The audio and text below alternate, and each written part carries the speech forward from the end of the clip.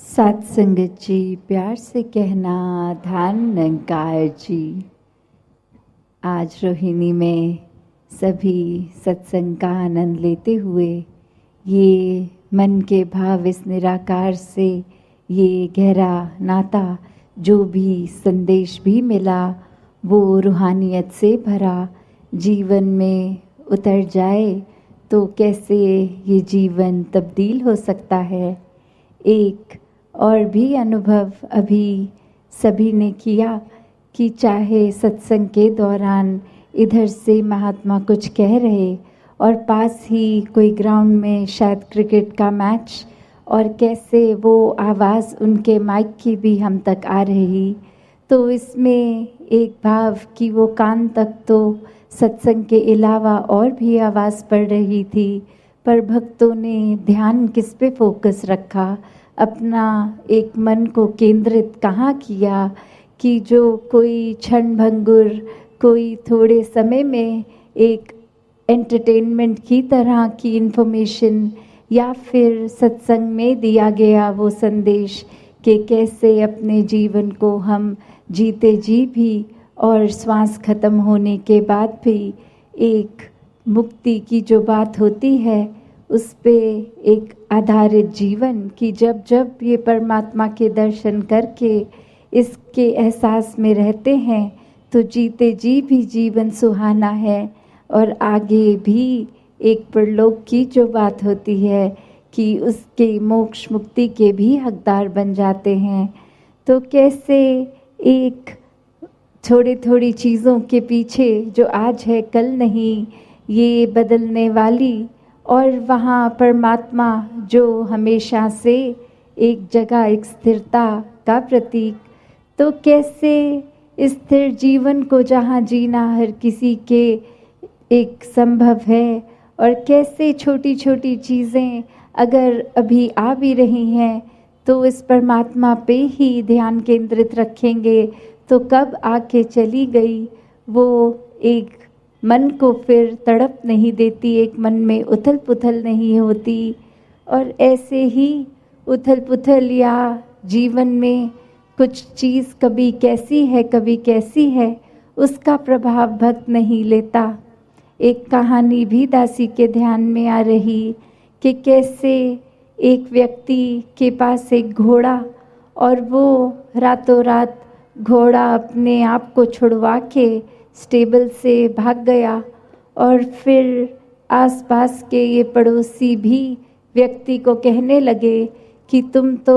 परमात्मा में इतना विश्वास रखते हो, तुम्हारे साथ ऐसा कैसे हो गया, इतना नुकसान हो गया, इतना महंगा घोड़ा था तुम्हारा, भाग गया। और वहीं कुछ समय बाद देखते हैं कि वो घोड़ा अपने साथ कुछ जंगली घोड़े और लेके एक झुंड में आ गया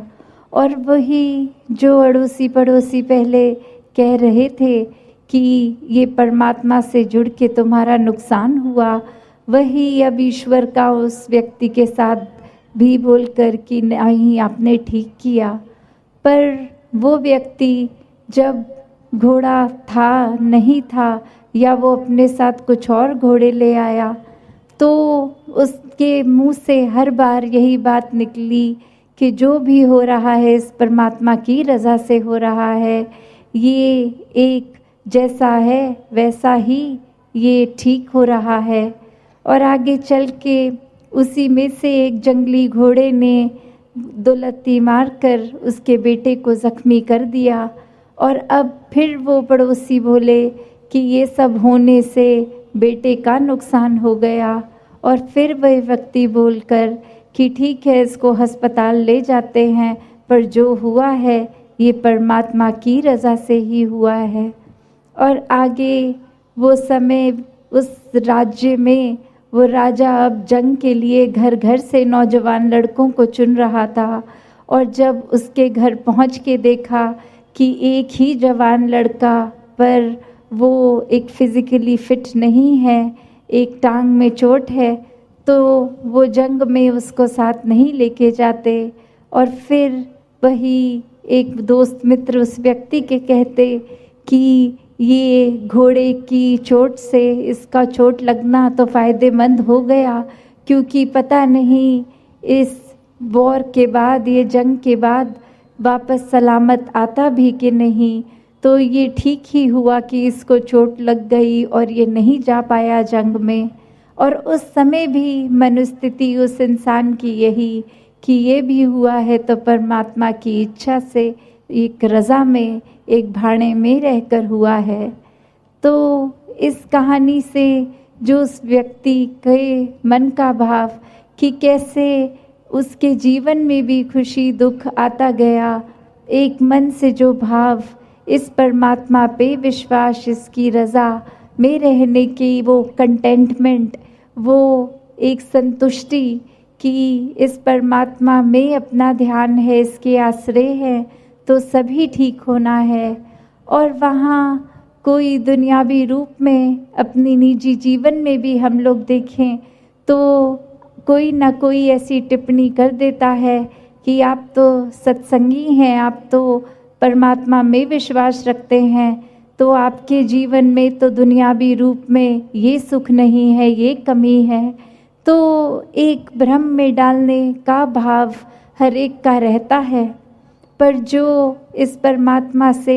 हर हाल में जुड़े हैं, एक मन का नाता इस परमात्मा से, ये प्रेमा भक्ति का नाता है, एक प्यार से, जैसे अभी जिक्र हो भी रहा था कि सौदेबाजी नहीं, एक प्योर, एक पावन प्यार इस परमात्मा से, जहाँ कोई इच्छा से नहीं, एक प्रेम से ही ये मन का लगाव, ये जुड़ाव। तो ऐसे भावों से युक्त एक भक्ति हो रही है तो फिर कोई नहीं फर्क पड़ता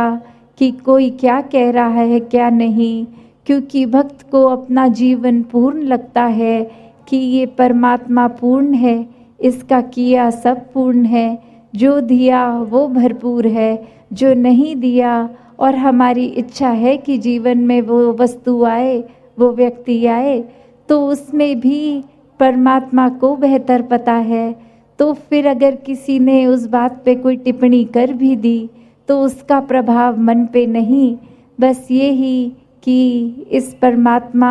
से जुड़े हैं तो सब कुछ मिल गया है, इस परमात्मा ने जो दिया है वो काफ़ी है। तो कैसे ये संतुष्टि की बात मन में जब आती है, एक मन से इस परमात्मा का हर हाल में शुक्राना आता है,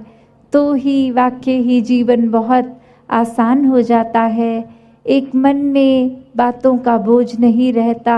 एक मन में किसी के कहने से कुछ बात का इस तरह चोट नहीं पहुंचती, ठेस नहीं पहुंचती। और अगर किसी के शब्द कुछ सुन भी लेते हैं जो अच्छे नहीं, उसको मन से बाहर निकालना और उसी समय उस व्यक्ति के लिए भी मन में कोई नफ़रत का भाव या एक